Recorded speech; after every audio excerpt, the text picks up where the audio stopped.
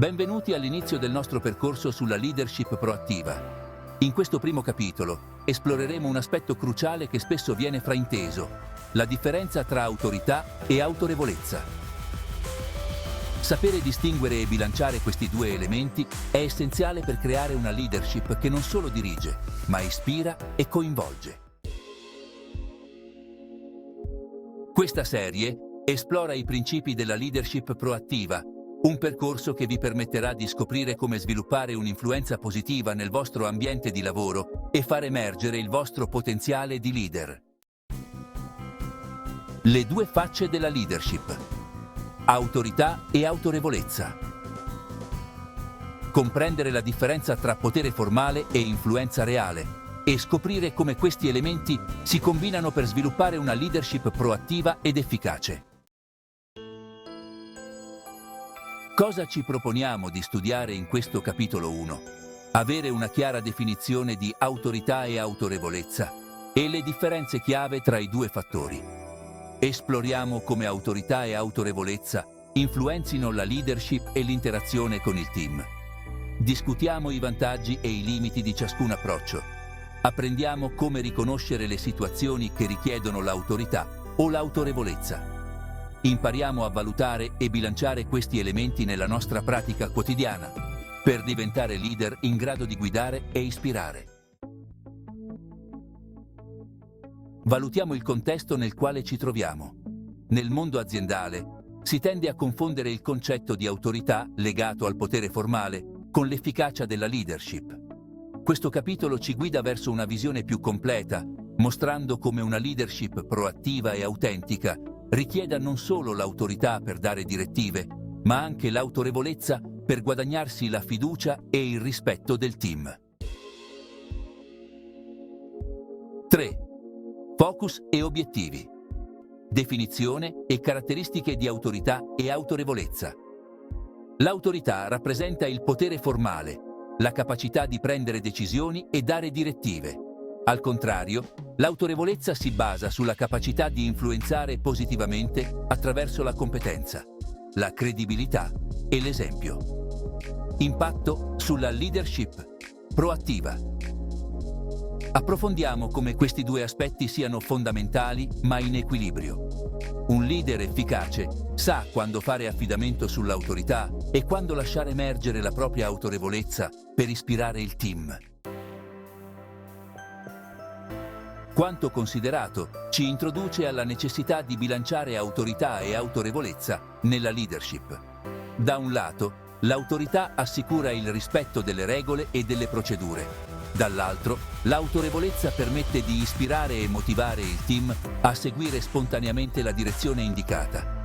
Attraverso esempi e riflessioni comprenderemo come l'autorevolezza possa svilupparsi con la competenza e l'integrità personale, mentre l'autorità deriva dal ruolo formale ricoperto. Elenco dei concetti chiave. 1. Definizione di autorità. Il potere formale associato alla posizione, che permette al leader di dare direttive. Include la responsabilità organizzativa e la capacità decisionale. 2. Caratteristiche dell'autorità. Basata su una gerarchia strutturata e su un potere decisionale formale. 3. Definizione di autorevolezza. L'influenza che deriva dalla credibilità personale e dal rispetto guadagnato. Un leader autorevole non impone, ma guida attraverso l'esempio. 4. Caratteristiche dell'autorevolezza. Include competenza dimostrata, ispirazione e una leadership basata sull'esempio. 5. Differenze. Chiave tra autorità e autorevolezza. Fonte del potere. L'autorità proviene dal ruolo, mentre l'autorevolezza deriva dal valore personale. Modalità di esercizio e impatto sul team. L'autorità richiede obbedienza. L'autorevolezza genera adesione spontanea. 6. Come l'autorità influenza la leadership. Garantisce il rispetto delle regole e delle procedure, ma ha dei limiti in situazioni che richiedono fiducia e collaborazione spontanea. 7. Come l'autorevolezza potenzia la leadership. Genera fiducia, coinvolgimento e sviluppa un ambiente favorevole alla proattività. 8. Bilanciare autorità e autorevolezza. Identifichiamo le situazioni ideali per usare uno dei due elementi e come integrarli per una leadership efficace e bilanciata.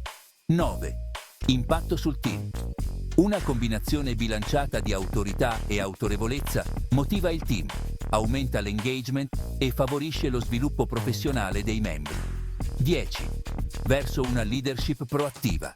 Integrazione dinamica di autorità e autorevolezza per creare un ambiente positivo e aperto, preparandoci agli approfondimenti dei capitoli successivi.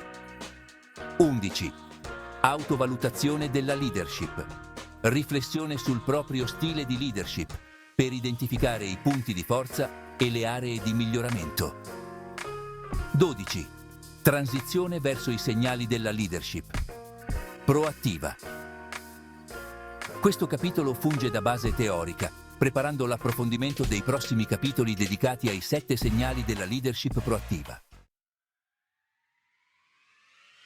Concludiamo questo primo capitolo con una consapevolezza chiara. La leadership efficace nasce dall'equilibrio tra autorità e autorevolezza.